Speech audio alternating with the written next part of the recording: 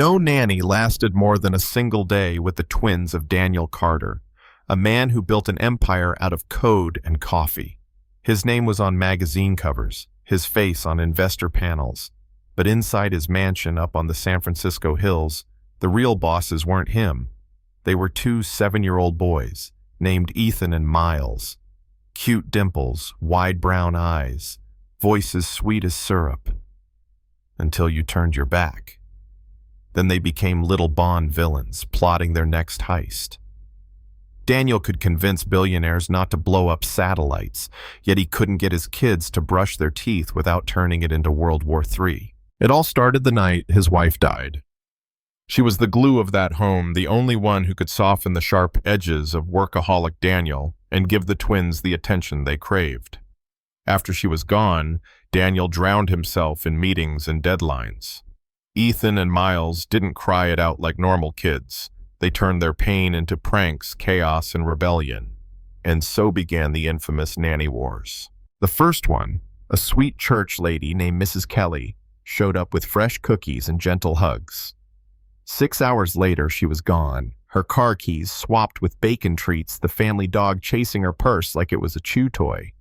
Then came the tough ones, ex-military clipboard carriers, college grads with Pinterest activity boards. Ethan and Miles cracked them all. One left with peanut butter in her hair after a ceiling fan explosion.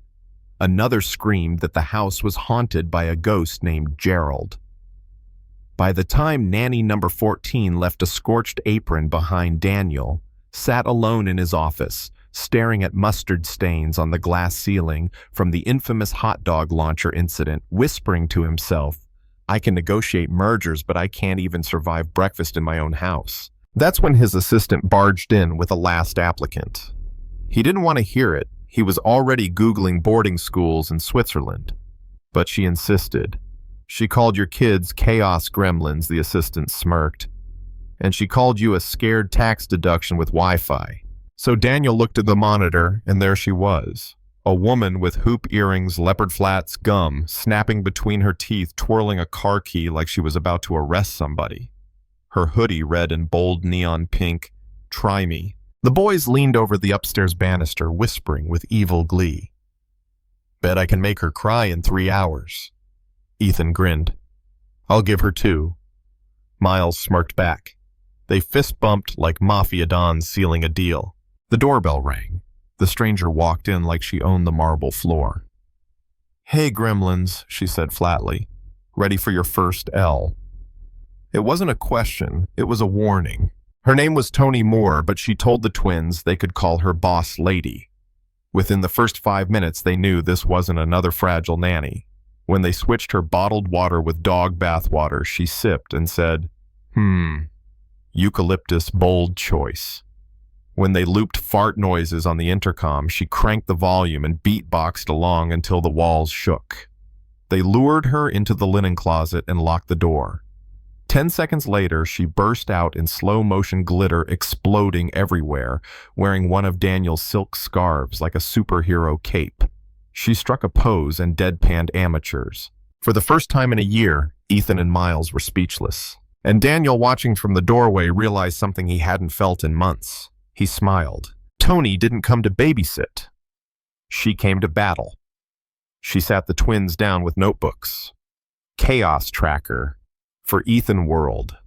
Domination Logbook for Miles. Every prank you plot, you write it here. I rate it. But for each trick you try on me, I get to prank you back. Fair game. Their jaws dropped. "What's the prize?" "If you win," she smirked, "you shave off a piece of my eyebrow. If I win, you two wear matching pink bunny suits for a whole Saturday." "Deal." Signed in whispers. War declared. Day 2, the boys swapped her sugar with salt, her milk with pickle juice. She took a sip, smacked her lips, and said, "Very Mediterranean despair." Next time, add ghost pepper. Their jaws hit the floor. When they unleashed a remote-controlled tarantula, she soccer-kicked it into plastic shards. Nice try. 6 out of 10. Realism, 2 out of 10. Durability. when they hacked Alexa to scream goat noises every 17 minutes. She climbed on the coffee table and turned it into a rap concert. Daniel nearly choked on his protein bar while Tony yelled, "Let's go ba with the bass drop." The twins were horrified. "She made the goat sound cool," Ethan whispered. But Tony wasn't just winning. She was teaching. She served them broccoli disguised as Cocoa Puffs. She smoked them in Mario Kart, narrating every defeat like a sports announcer. And there goes Miles, slipping on a banana peel made of his own ego. By evening, the Chaos Generals were scribbling in their journals, tired and strangely content. Daniel leaned on the wall, stunned. 14 professionals couldn't do what this woman did in 4 hours. She had them brushing teeth, writing prank blueprints, eating lasagna that didn't come from Uber Eats. For the first time in forever, his house didn't feel like a battlefield. It felt like a home. Then came the thunderstorm. Power out mansion. Dark twins screaming about the apocalypse. Tony lit a flashlight under her chin, gathered blankets, and built a fort right in the living room. She told a silly ghost story about a haunted sandwich that made the boys shriek with laughter.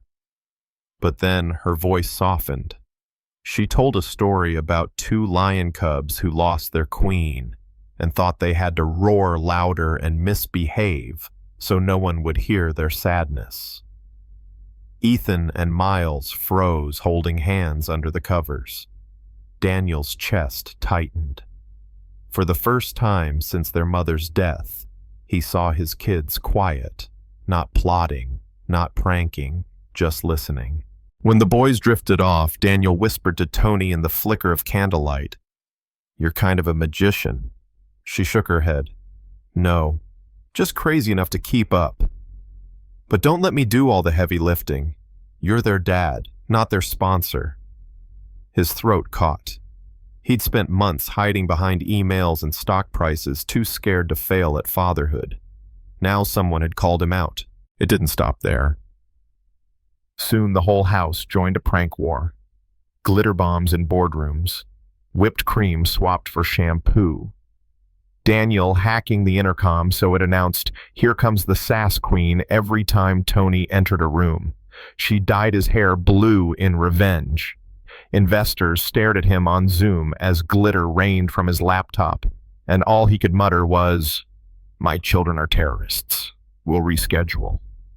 For once he wasn't embarrassed, he was alive. And while chaos reigned, something else crept in. Feelings. The twins weren't subtle.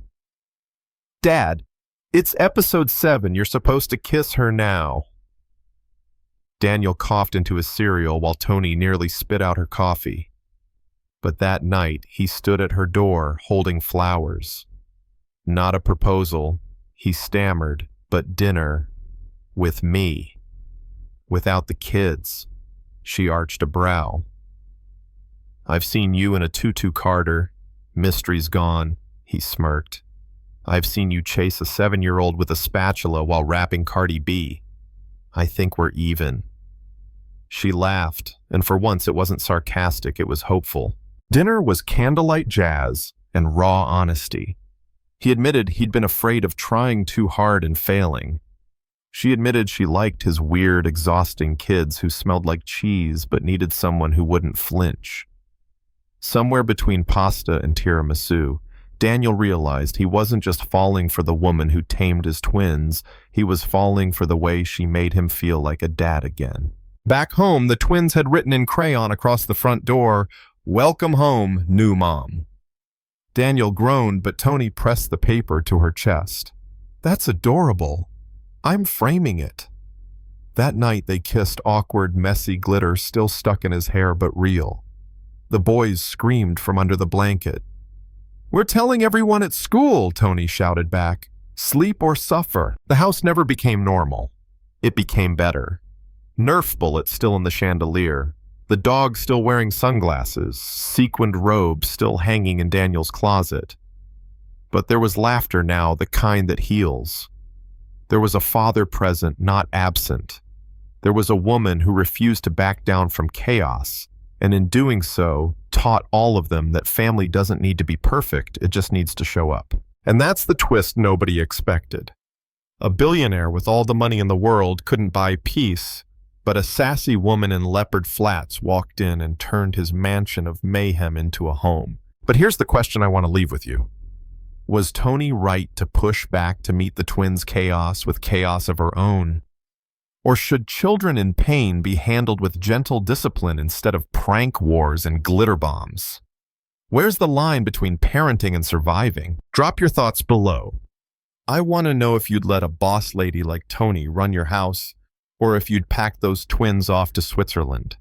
Don't forget to share this story with someone who could use a laugh, and subscribe for more true-to-life stories where chaos meets redemption.